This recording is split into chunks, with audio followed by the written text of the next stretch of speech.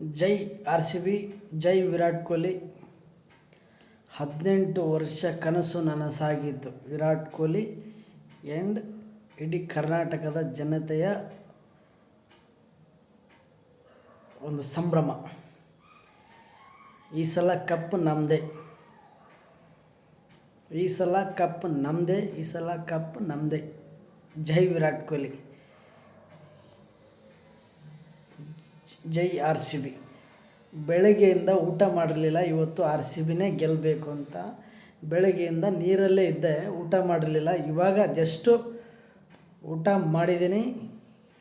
R C B ಗೆದ್ದಿದೆ, ತುಂಬ ಖುಷಿಯಾಯಿತು. ನಾನು ವಿರಾಟ್ ಕೊಹ್ಲಿ ದೊಡ್ಡ ಅಭಿಮಾನಿ.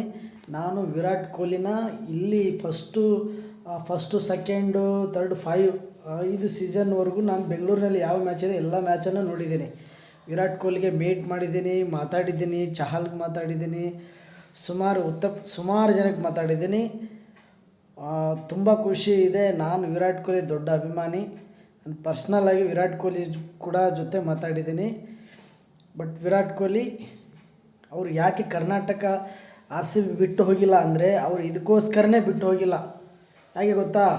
ಕರ್ನಾಟಕಕ್ಕೆ ಆರ್ ಸಿ ಬಿ ತಂದು ಕೊಡಬೇಕು ಅಂತ. ಆರ್ ಸಿ ಬಿ ವಿನ್ ಆಗಿದೆ.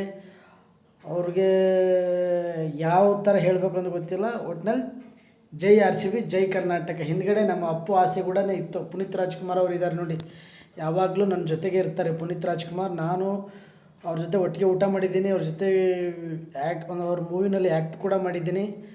ತುಂಬ ಖುಷಿಯಿದೆ. ಪುನೀತ್ ರಾಜ್ಕುಮಾರ್ ಅವರು ನಗ್ತಾ ಇದ್ದಾರೆ ನೋಡಿ, ಖುಷಿಯಾಗಿದ್ದಾರೆ.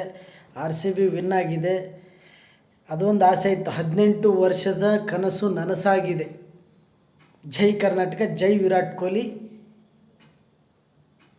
ಜೈ ಬೆಂಗಳೂರು, ಜೈ ಆರ್ ಸಿ ಬಿ.